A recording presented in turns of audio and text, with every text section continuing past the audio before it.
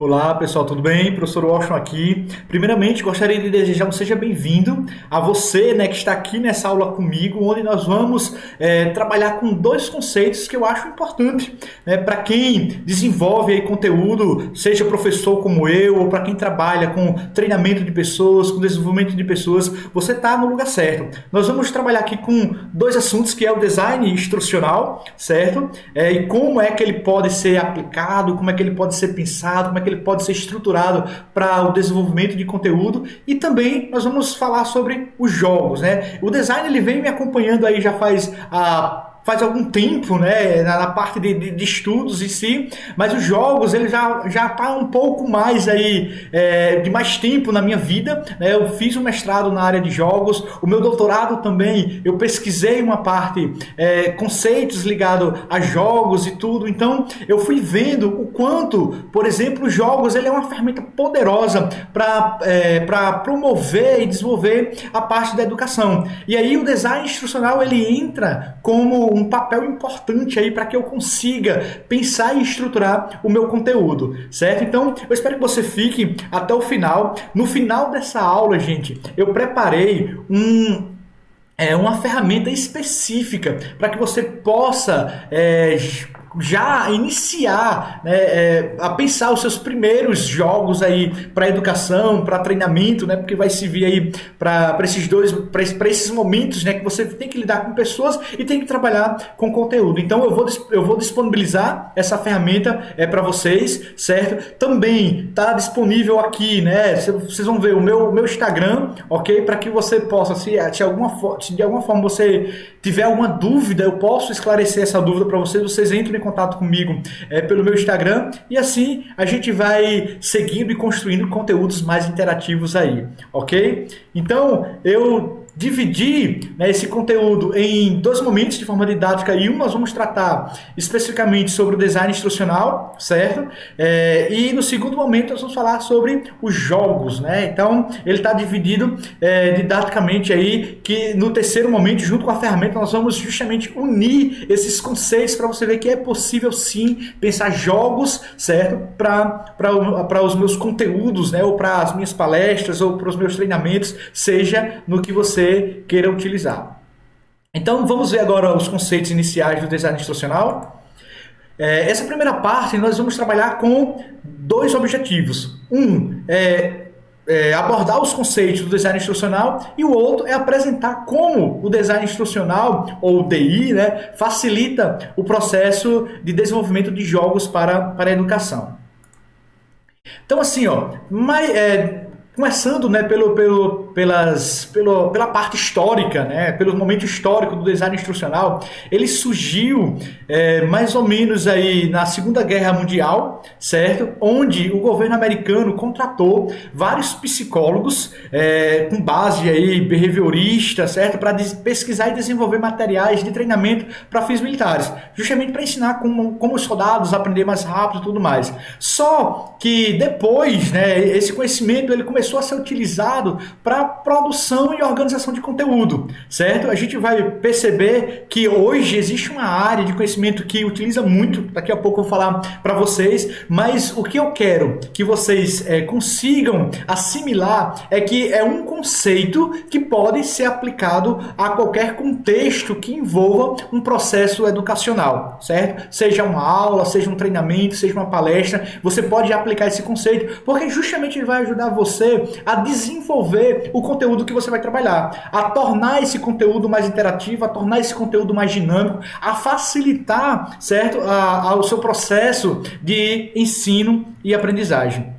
Então, muita gente tem meio que um receio do termo instrucional, porque aí julga ser uma lista de instrução e tudo mais e tal, mas os norte-americanos garantem aí que é ensino, não é apenas instrução, é ensino sim, é uma forma de você organizar um conteúdo, pensar, estruturar, arquitetar, como algumas pessoas gostam de chamar, um conteúdo para facilitar a aprendizagem do aluno. Olha o que Filátero aí fala pra gente, que pensar o design instrucional é pensar a parte do planejamento, é pensar o desenvolvimento, a utilização sistemática de métodos, certo? Porque eu vou ter pessoas de alguma forma interagindo, né, com esse conteúdo, técnicas e atividades de ensinos educacionais, hoje muito apoiado pelas tecnologias, certo? Pelas novas tecnologias ou tecnologias da informação e comunicação. Então hoje o design, as atividades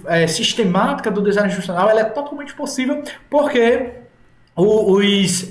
as plataformas hoje, seja até analógica também, analógica, né, ou digital, elas facilitam eu organizar um conteúdo, certo, para os meus alunos, ok? Então, o design institucional, a gente vai perceber que ele ganhou assim, um mercado, né, uma notoriedade no mercado muito grande com o desenvolvimento do ensino à distância, certo? Por quê? Porque o ensino à distância, a principal característica dele é o quê? É a não presença do professor. O aluno, né, através de uma plataforma, seja analógica ou digital, ele recebe o conteúdo e ele precisa estudar aquele conteúdo, aprender aquele conteúdo, porque de alguma forma ele vai ser avaliado. Então, o designer, né, o que é o profissional que trabalha justamente com essa área, ele também começou a ser incluído, né, nas equipes multidisciplinar que trabalha o planejamento e o desenvolvimento de plataformas educacionais, certo? Então, com o crescimento,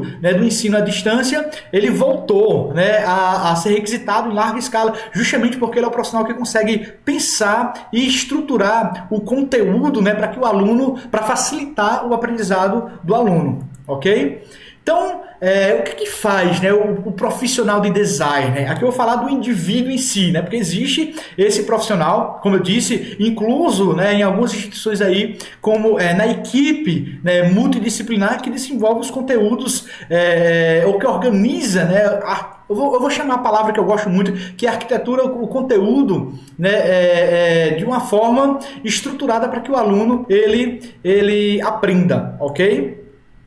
Então, aqui, ó, o que é que esse profissional faz? Primeiro, ele planeja, né, a execução do projeto pedagógico ali, juntamente, né, com quem está promovendo o conteúdo, está desenvolvendo o conteúdo, com quem está pensando nas atividades pedagógicas, de como o aluno pode aprender, de como o aluno pode pensar, certo? E também, né, de como o aluno pode ser avaliado. Tudo isso organizado, né, nessa fase de planejamento. É um profissional que ele busca conhecer o perfil, certo, dos discentes, o perfil do aluno, entender um pouco mais. Eu coloquei aqui persona, eu vou falar para vocês por que eu considero a persona como um indivíduo, né, ou como um pensamento, na verdade, interessante para que eu consiga produzir os meus conteúdos e não chamar de aluno, que aí eu vou explicar para você no momento correto. Também, né, o profissional de design instrucional, ele adapta, ele planeja as tecnologias, seja individuais ou colaborativas, justamente para facilitar esse ensino, certo? Ele propõe, né, uma linguagem dialógica aí para facilitar o aprendizado. Então é ele que diz assim, ó, pode ser um texto aqui, ou pode ser um multimídia, pode ser uma imagem, né? Então ele pensa de uma forma estruturada e sempre, claro, voltado aí para o público, né, para a persona que ele quer atingir. Também, né, acompanhar aí a disciplina, o curso, né, no momento do seu planejamento até a sua avaliação. Então, esse é o trabalho, né, do profissional que trabalha com design instrucional, ok? Então, assim, a gente já sabe, né, de onde surgiu o design instrucional, a gente já sabe que o seu conceito é justamente esse planejamento,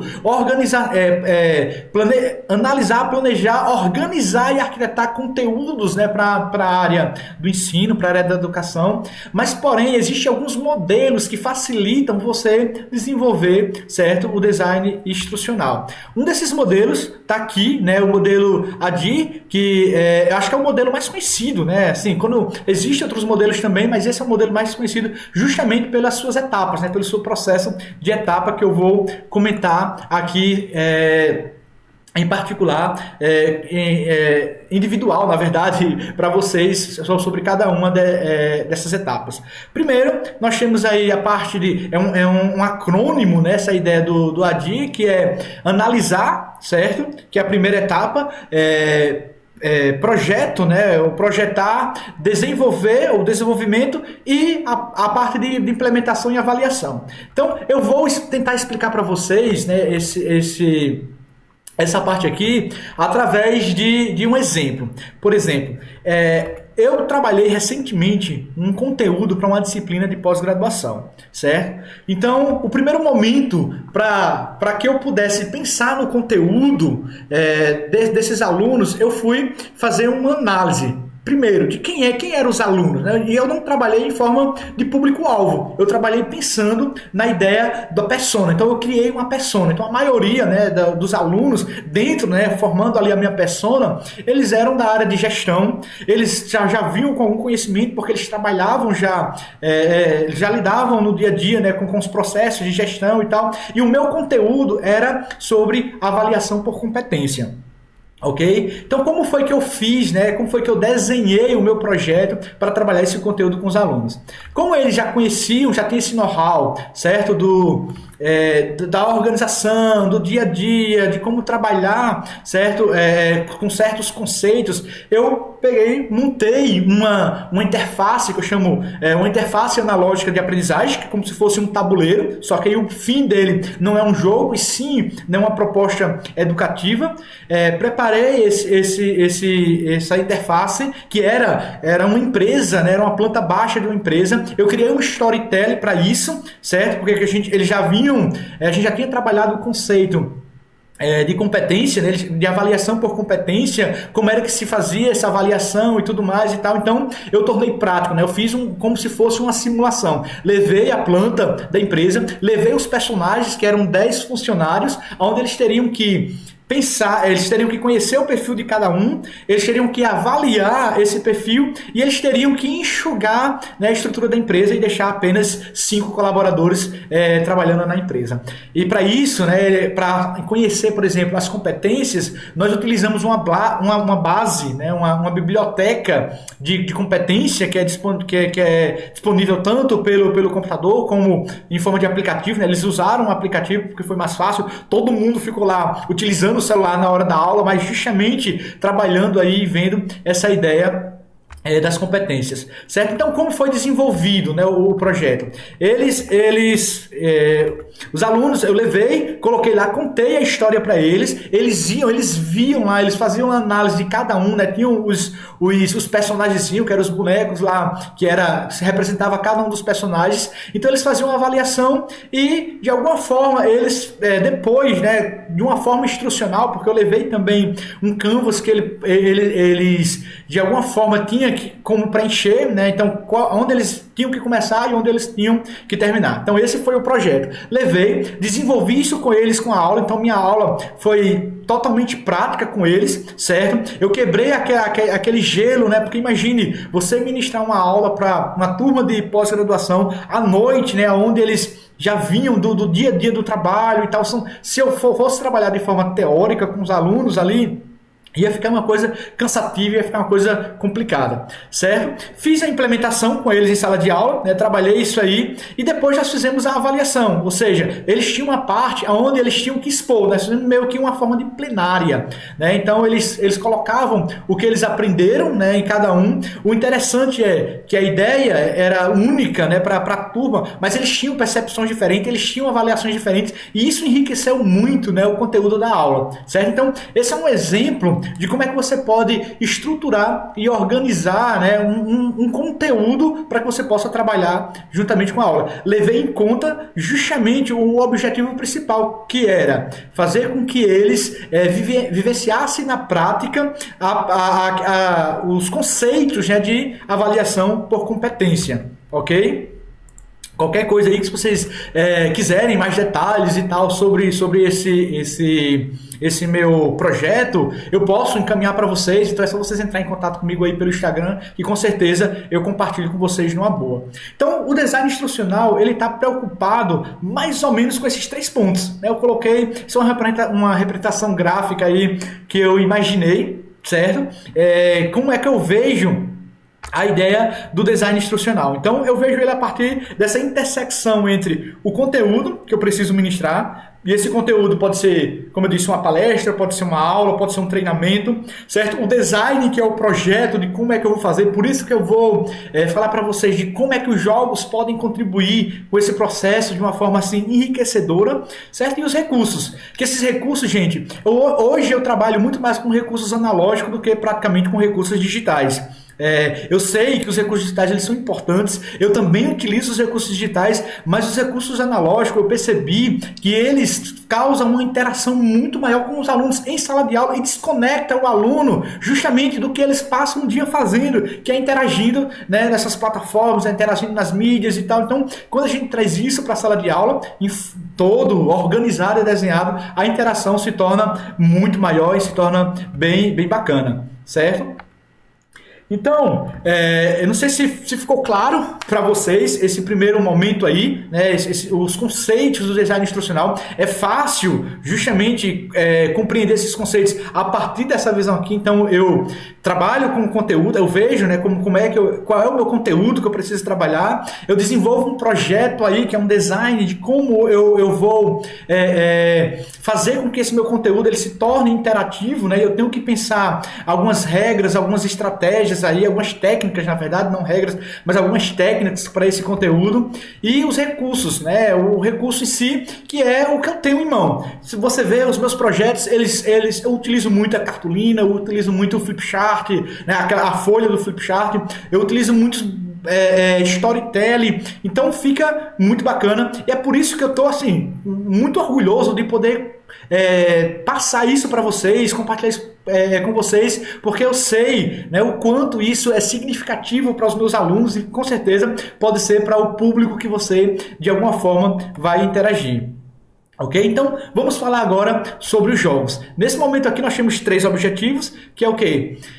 Apresentar a definição de jogos, né? Então, o que a gente entende por jogos, analisar os elementos presentes em jogos, que isso é importante também para que eu possa desenvolver, certo? E conhecer um Canva, que possibilita o desenvolvimento de jogos de aprendizagem. Esse Canva, certo? Aqui que eu estou colocando nesse objetivo, é justamente a ferramenta que eu preparei, que eu organizei para vocês, especialmente para vocês. Ele faz parte aí e eu repensei ele de como é que você pode utilizar. É um pontapé inicial, gente. Assim, não tem como a gente tratar sobre todos os assuntos que envolvem jogos, né, e tudo mais e tal aqui, porque a nossa aula, para não ficar uma aula tão cansativa, uma aula tão longa, então de alguma forma, quem quiser se aprofundar um pouco mais, eu tô deixando no final do vídeo as referências que eu utilizei para desenvolver para desenvolver outros projetos também. E também vamos interagir. Conversa comigo aí que eu também passo as dicas de livros, passo os artigos que eu trabalho para desenvolver os meus projetos.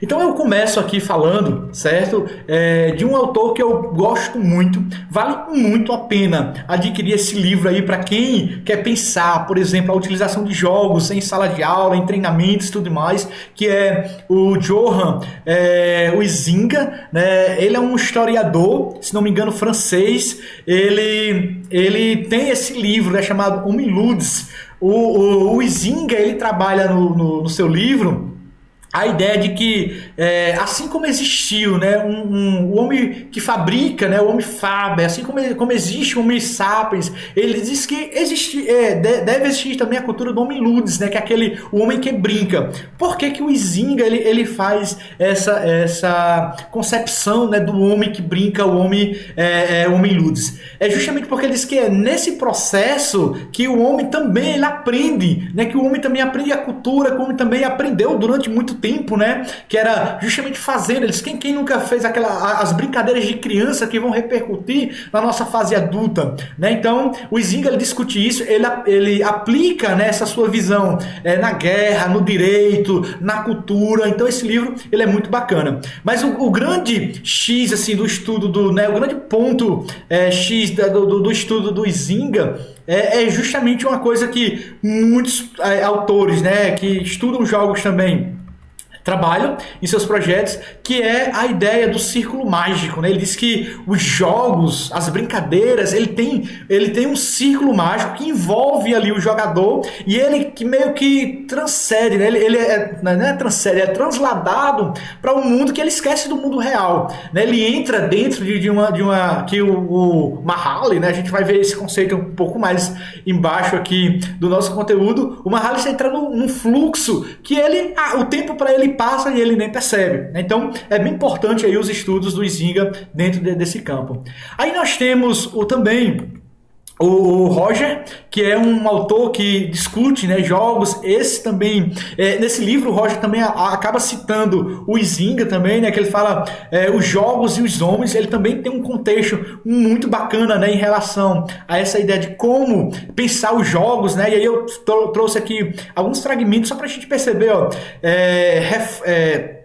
reforma e estimula, ele explicando aqui em relação ao jogo. Reforma e estimula a capacidade física ou intelectual, certo? Do indivíduo. Envolve prazer e abstinação, porque aí todo jogador, né, ele tem aquela predisposição em iniciar o jogo e finalizar o jogo com uma forma prazerosa e torna mais fácil o que é difícil, né, ou extenuante. Então, o Roger, ele traz a importância aí também de como os jogos podem ser trabalhados. Claro que esses dois autores, eles são extremamente conceituais, né, nessa visão sobre os jogos. E os jogos, né, nós temos um conceito bem mais moderno, que o jogo ele é muito utilizado para o entretenimento, certo? Mas se a gente for perceber as infinidades, né, de possibilidades que os jogos têm hoje, né? Então eu estou falando dos jogos aqui. Eu não vou entrar em detalhe com a ideia dos games, né? Que o pessoal acaba. Mas se a gente for, por exemplo, eu tenho um autor que eu estudo, gosto muito, né? Que tá aqui, ó. Eu acho que eu coloquei essa referência para vocês aí. Ele traz essa ideia assim. Ele define, ele faz uma diferença entre jogos e games, né? Que aí jogos, eles começam a entender que os jogos, são aqueles jogos mais analógicos, como eu coloquei aqui no finalzinho, tabuleiro, cartas e tudo mais, ou os games são os jogos mais digitais. Então, na verdade, assim, essa é uma visão do próprio autor. Eu entendo jogos ou games como a mesma definição, certo? Então, em alguns momentos eu posso até falar games, em outros momentos eu posso falar jogos, mas eu tenho aí como se fosse a mesma definição, sem nenhum problema. Isso a gente pode usar sem nenhum problema dentro desse contexto. Mas os jogos em si, ele tem... nós conhecemos vários tipos, né, hoje em dia. Primeiro nós temos as plataformas eletrônicas, que são jogos pelos computadores, que podem ser acessados tanto online como offline, certo? São muito conhecidos esses tipos de jogos. Também nós temos os consoles, né, que são jogos aí através, né, que são jogados por softwares especificamente desenvolvidos para esses jogos, né? Nós temos, estou citando aqui alguns exemplos, né, o Nintendo, o Xbox também são consoles que justamente tem o Nintendo Wii, que são plataformas, né? São plataformas de softwares, na verdade, que tem, né, que tem jogos específicos para esses para serem jogados. Também nós temos outras plataformas, como as plataformas móveis, né, que são jogos aí de celulares, tablets, onde nós encontramos a maior parte, né, dos jogos casuais, certo? O meu mestrado, por exemplo, foi utilizando jogos casuais, né, que são esses jogos que a gente pode entrar e sair de forma muito fácil, muito rápida e tudo mais, sem precisar de um conhecimento prévio na área de jogos, né? Os jogos para console, não, geralmente eles são jogos que têm um enredo, né, tem uma narrativa muito mais longa, precisa de um conhecimento muito técnico, muitas vezes, ou de uma experiência, né, acumulativa aí do próprio jogador e tudo mais, certo? E nós temos os jogos analógicos, que é esses jogos de tabuleiros, jogos de cartas, que são jogos, acho que mais conhecidos, né? Quem não já jogou um tipo de jogo analógico aí, quem não já jogou Banco Imobiliário, quem não já jogou Detetive, certo? Mas para mim, os jogos analógicos, eles são jogos extremamente utilizáveis dentro de outro contexto. Assim, todos esses jogos, né, seja para diferentes plataformas, ele tem uma narrativa, ele tem uma mecânica, certo? E essa mecânica ela pode ser transformada em processo que pode ser justamente replicado em processos de ensino-aprendizagem, que é esse como nós estamos colocando aqui para vocês, certo? Então essa é uma visão mais geral sobre as possibilidades dos jogos. Não vou entrar em detalhes aqui dos tipos, tipo jogos de entretenimento, jogos de aventura, jogos de estratégias, porque isso não é o nosso fim. Mas quem tiver interesse em saber quais esses tipos de jogos, eu fiz uma descrição, né, sobre eles na minha dissertação, e aí você pode entrar em contato comigo aqui pelo meu Instagram, que eu repasso o meu estudo para você de forma bem tranquila. Esse estudo aqui, gente, é um estudo muito, mas muito legal, certo? É do Mahaly, certo? Mahaly é um psicólogo que ele desenvolveu, né? Ele tem vários artigos publicados nessa ideia que ele chama do estudo do flow, né? Do estudo do fluxo, e eu acho que esse diagrama, né? esse gráfico aqui, na verdade, é um dos mais conhecidos, né? dos seus estudos. Por que ele colocou isso? Alguns teóricos começaram a utilizar o estudo do Mahaly para entender um pouco de como os jogadores eles se predispõem a jogar de uma forma muito tranquila. Eles ficam muito tempo imersos, né, ali, que é justamente o estudo do Mahaly explica isso, essa atividade, né, dos jogadores, e é muito bacana. Aqui a gente percebe, ó, se vocês verem aqui, nós temos aqui nós temos as habilidades, por exemplo, do jogador, certo? Que pode ser alta e que pode ser baixa. Nós temos o desafio que é proposto, que é esse desafio pode ser qualquer outra coisa qualquer elemento que você inclua, né, no seu conteúdo, ou que está ali presente nos jogos, né? A maioria dos jogos tem um desafio, ou é chegar até o final, ou juntar o maior número de moedas, aquela coisa toda. E aí eu tenho o desafio baixo, também eu tenho um desafio alto. O que esse estudo nos ajuda a compreender e a pensar, né, a ideia dos jogos? Então, ó, se eu tenho aqui, que aí é isso que vai fazer com que alguém se interesse ou não, certo, pelo seu processo ou pelo jogo que você desenvolveu ali, no intuito educacional. Então ele diz o quê? Ó? Se eu tenho, né, se o desafio ele é alto, certo? E o indivíduo ele tem uma habilidade baixa, ele vai frustrar-se, vai ficar frustrado porque o que ele queria? Ele queria um desafio compatível ali, certo? Com as suas habilidades. Ou vice-versa, se ele tem uma habilidade alta e o desafio é baixo, ele vai ser tedioso aí para ele, né? Tá interagindo aí com essa aplicação. Então, o que o Mahaly nos ajuda a compreender? Que todo o jogo em si, ele precisa ter dentro do seu processo um equilíbrio aí entre o desafio que você está propondo e as habilidades do indivíduo.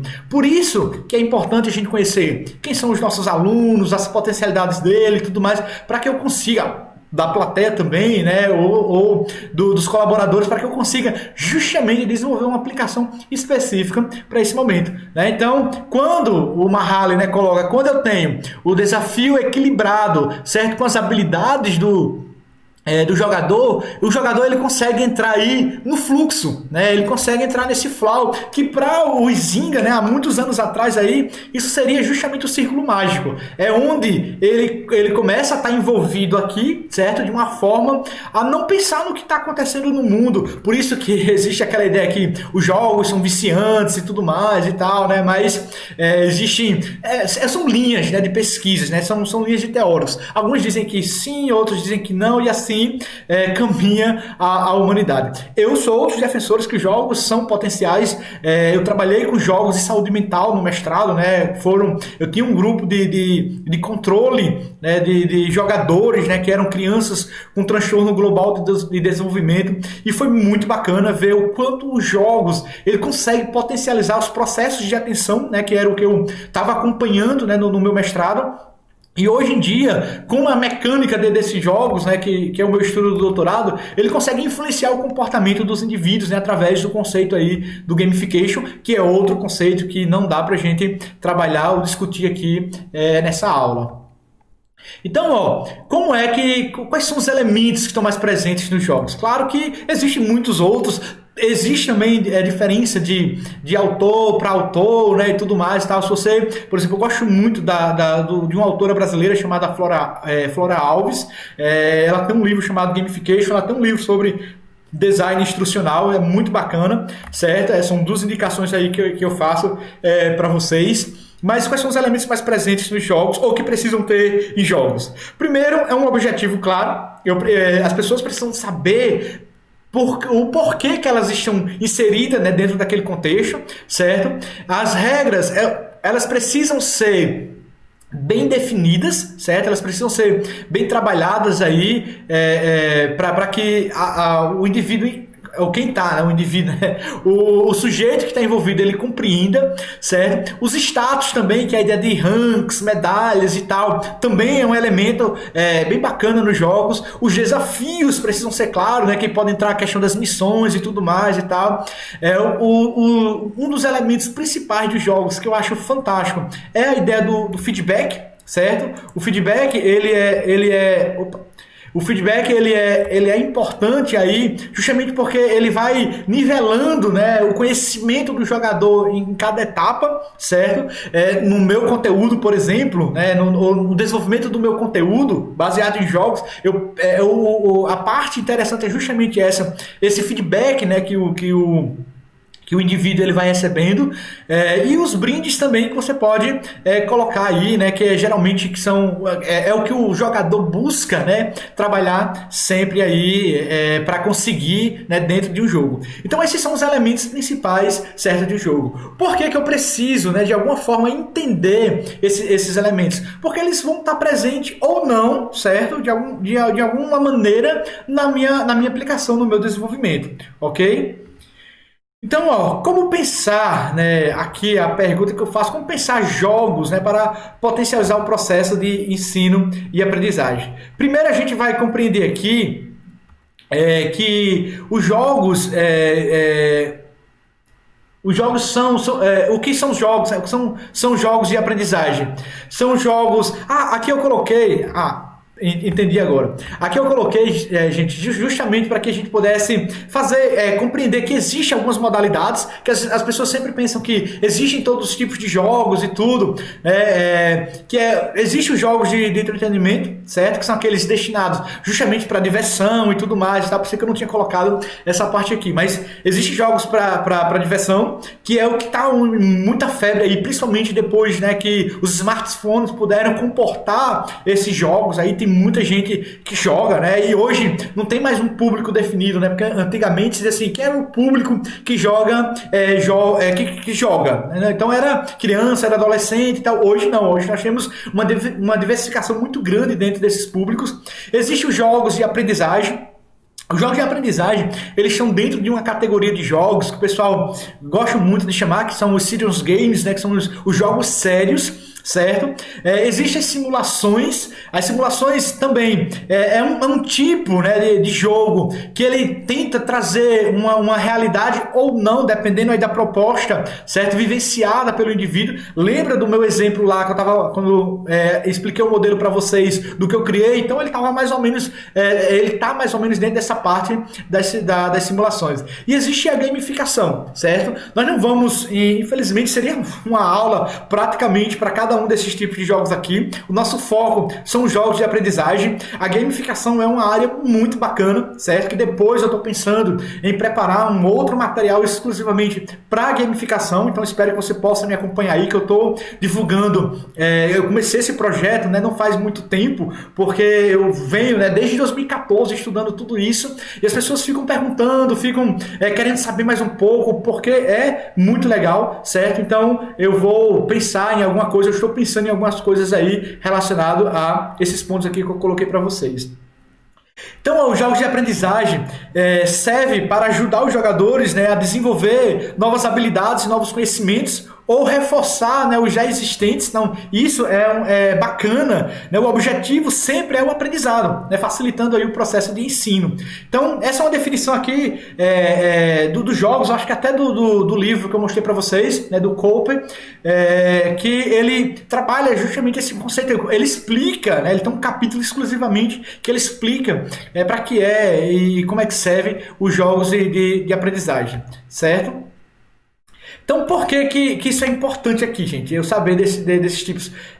Existem 4 perfis de jogadores, certo? Esse estudo ele foi desenvolvido por Richard Bartlett, né, que ele apresentou, e esse estudo ele é utilizado para muita gente utiliza, na verdade, ele quando vai pensar aplicações, certo? E é muito bacana isso aí. De alguma forma a gente se encontra, né? E a gente encontra os indivíduos, né? Os indivíduos que vão interagir com o nosso conteúdo em um desses aí, ou variado, né? Geralmente eles são variados dentro de, por exemplo, você está trabalhando com um público de 20, 30 pessoas, nem todo mundo vai ser, por exemplo, realizadores ou predadores, então, de alguma forma, vai ser misto, né? Mas o estudo de Bartlett, dos perfis de jogadores, é bacana a gente entender e conhecer, porque você pode projetar a sua aplicação específica para determinados tipos de perfis. Por exemplo, aqui nós temos, no quadrante aqui, os realizadores, que ele tem algumas características específicas, né, que são aqueles jogadores que procuram se destacar no jogo, né, de alguma forma. São jogadores que gostam, né, dos badges, que são os troféus, que são as medalhas. Então, os realizadores... Eita, quase não sai.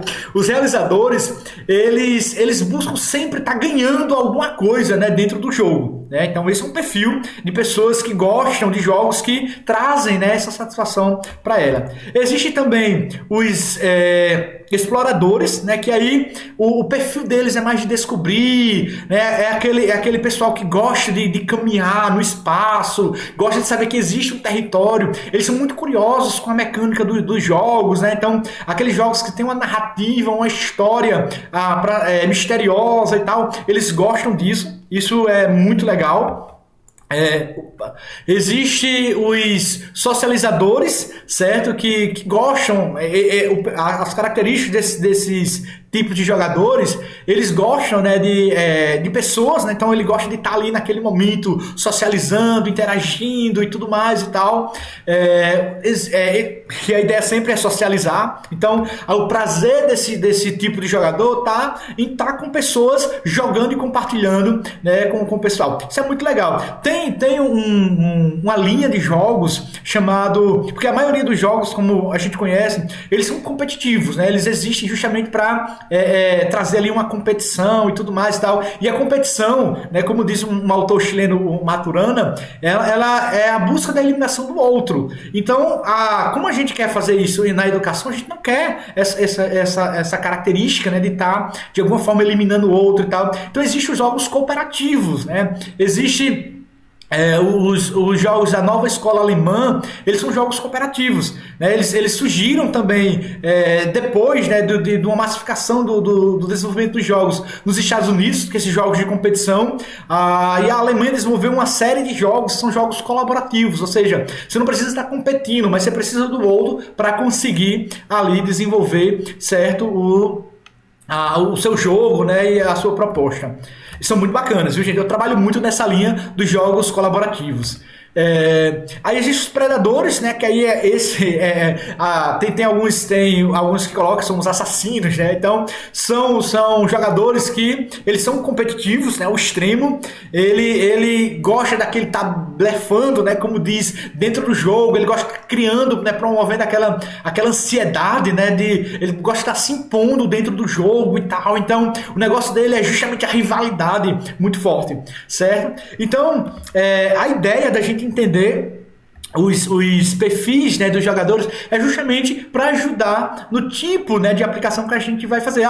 Eu sei que com o público que eu vou interagir, né, seja aluno ou não, eles são socializadores. Então eu tenho, né, essas características aí, como é que eu vou desenvolver aplicações para isso?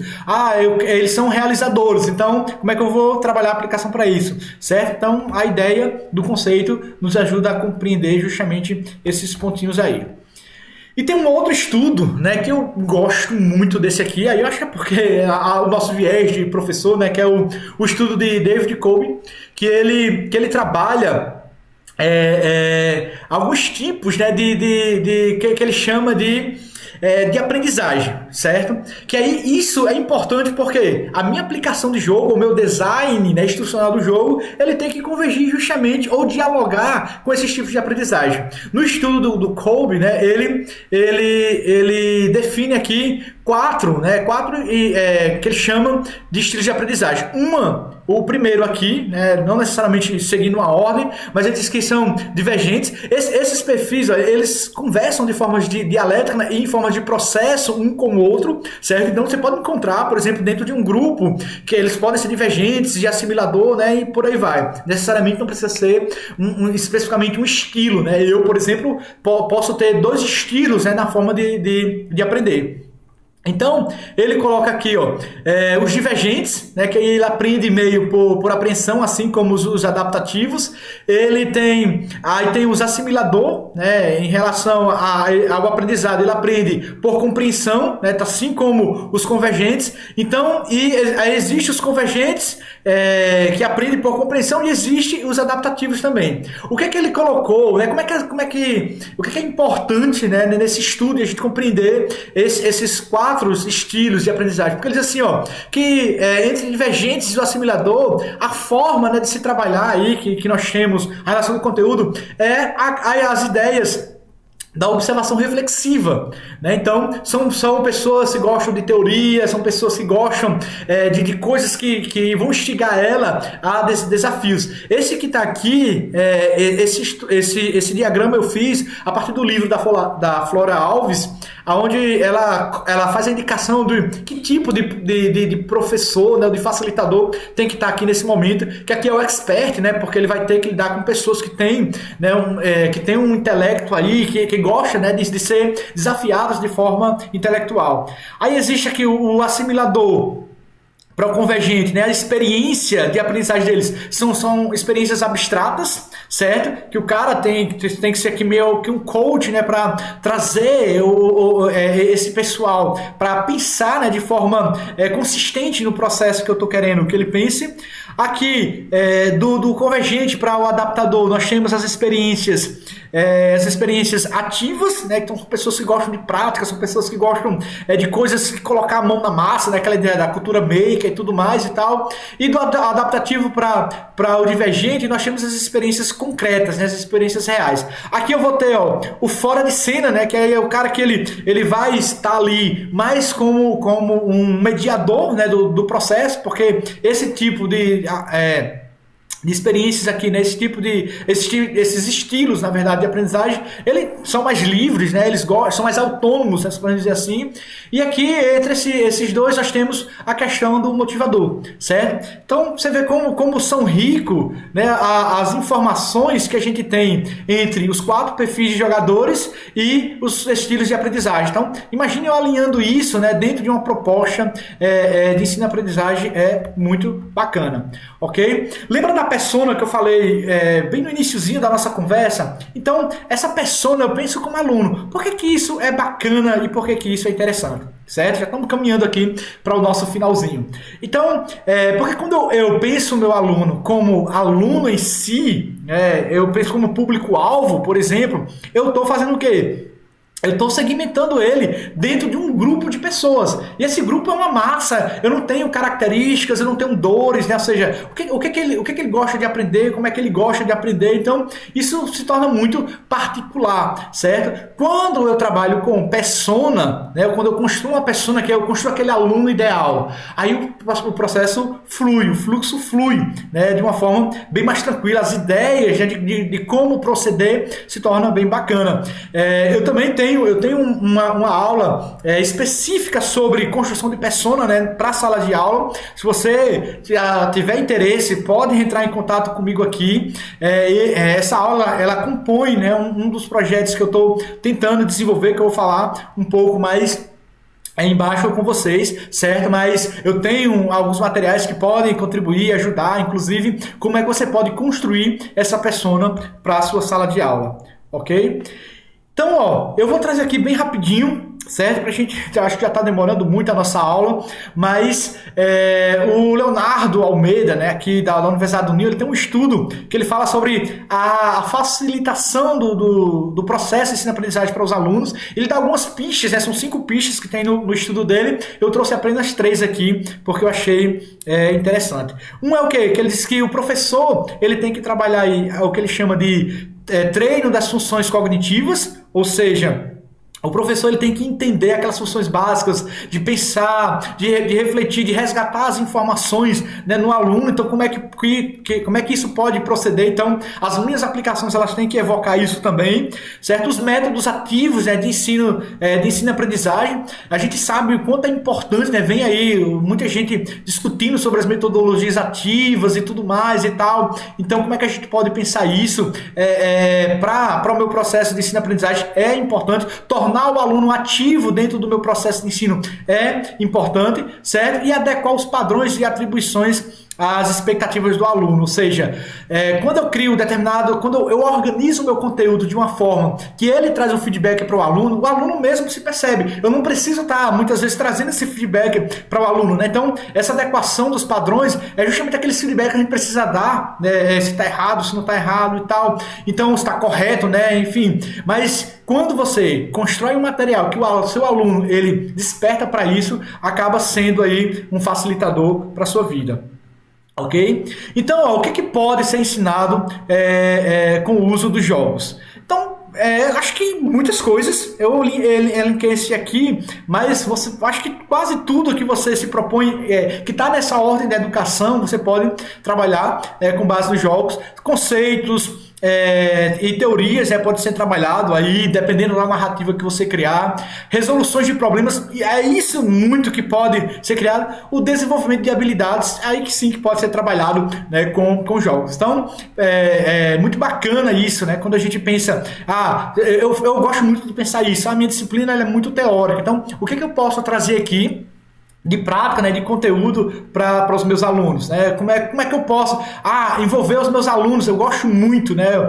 Eu acho que tem um livro muito bacana que todo mundo precisava ler, que é o Cabeça Bem Feita, né, de Edgar Morin. Eu gosto muito desse livro porque ele ajuda a gente a trabalhar a resolução de problema. E quando eu falo, porque ele fala que é bem mais fácil, né, bem melhor ter uma cabeça bem feita do que uma cabeça bem cheia. Então, partindo disso, eu sempre faço com que os meus alunos eles construam, né, uma reflexão crítica em cima daquilo que ele próprio está dizendo, assim, em cima daquilo que eu estou falando, né? E isso é muito bacana, né? O aluno criar essa percepção dele mesmo. Então, como é que a gente pode pensar? Então, lembra daquela ferramenta que eu disse a vocês que a gente traria aqui para que vocês pudessem pensar, né, a questão dos jogos, né? Como é que eu posso fazer isso? Então, esse Canvas eu organizei e preparei, certo? Para mostrar para você como é fácil a gente pensar qualquer conteúdo a partir dos jogos. Talvez você sinta um pouco assim de complemento, porque ele faz parte, esse Canvas ele faz parte de uma sequência de ferramentas. Eu não ia conseguir aqui falar sobre todas, então eu resolvi escolher só a primeira, que é justamente a que eu dou start, né, nas minhas oficinas, para o pessoal de como é que eles podem pensar os seus conteúdos a partir dos jogos. Que aí é esse Canvas aqui, ó. Deixa eu explicar para vocês aqui. Ele está numerado. Então é isso, gente. Que o design instrucional ele me ajuda a pensar. Então, olha, eu organizei uma ferramenta para uma oficina, né, que consequentemente é para treinamento, para alunos e tudo mais. Mas se eu explico de forma teórica, mas o aluno consegue utilizar de forma bem tranquila, sem precisar eu estar explicando para ele onde é que ele tem que começar, onde é que ele tem que terminar e tudo mais. Então, como é que a gente pode trabalhar esse Canvas aqui? Esse é um exercício que você pode fazer aí depois, certo? Na sua casa. Primeiro, qual jogo eu conheço? Então você tem que pensar que todo mundo conhece o jogo, nem que seja de amarelinha, né? Eu tô falando isso porque eu já tive uma experiência, né, de umas alunas começarem a trabalhar uma proposta de um jogo, e quando eu falei isso, qual é o jogo que vocês conhecem? Elas pensaram no jogo de amarelinha, e no final resultou em um jogo de percurso muito bacana, muito original, dentro de uma organização que era a vivência de um estagiário no período de 30 dias, né? Então isso foi uma ideia muito bacana, porque saiu saiu, né, de uma proposta de amarelinha. Então você pensa esse jogo aqui, você descreve esse jogo nesse primeiro canvas aqui, tudo mais. Aí aqui, ó, por que você gostou dele?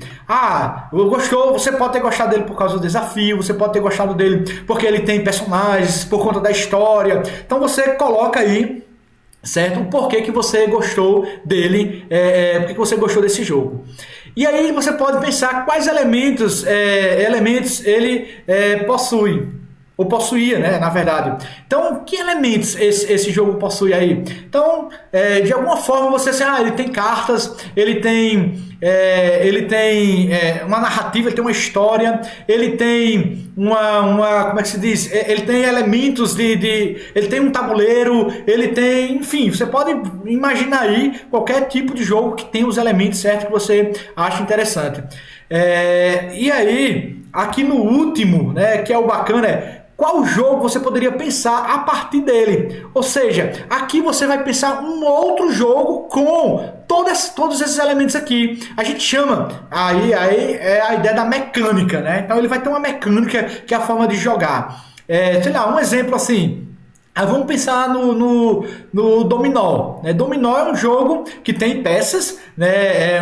Mais ou menos como se fosse um jogo matemático, né? Que você tem que conhecer os números, mas qual é o jogo, qual é a mecânica dele? A mecânica consiste em eu avaliar os meus adversários, saber qual peças eu tenho na mão, né, e assim ir jogando de acordo com uma rodada, né, do próprio jogo. Então como é que eu posso pensar isso, né, para desenvolver um outro jogo? Então você pode desenvolver um outro jogo a partir desses elementos, certo? Então essa é uma ferramenta inicial, mais básica, para que eu consiga trabalhar o meu pensamento de jogos, ok? Então faça o exercício aí na casa de vocês, onde vocês estiverem, na escola, na universidade. Se vocês sentirem dúvida, entre em contato comigo aí pelo Instagram, eu vou ter um enorme prazer em saber que você tentou e tudo mais e tal, e aí, quem sabe, você não participa de outras ideias minhas que você consegue complementar esse seu raciocínio, mas esse aqui, eu tenho certeza, é o start para que você possa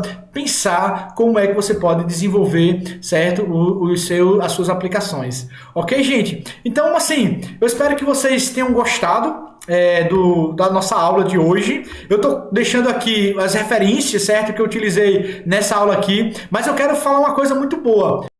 Após essa aula aqui, você vai lá no meu Instagram, certo? E você vai ter um link lá específico na minha bio e você vai digitar, né? Você vai acessar esse link, você vai digitar essa hashtag Prof 4.0, certo? Que você vai entrar na minha lista especial, porque eu estou preparando um curso que ele é bem mais completo do que essas informações que vocês viram aqui sobre design instrucional, só que ele tem uma parte muito boa, né? Mais o PowerPoint aí para a produção de conteúdo, porque o PowerPoint, na minha visão, ele é uma ferramenta excelente, né, de design, que você pode trabalhar com qualquer tipo de formato de conteúdo. As pessoas não conhecem muito, né, as possibilidades do que pode ser feito com PowerPoint. Então, se você tiver interesse, você vai lá, certo? Faz a inscrição lá no link. Não esquece de colocar essa hashtag que é para provar que você veio justamente dessa aula aqui, certo? Que você vai ter esse desconto especial.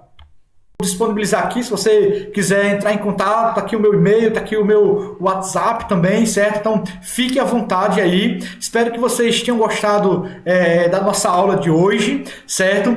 Não fiquem com dúvida, entre em contato e tire as suas dúvidas e até a próxima.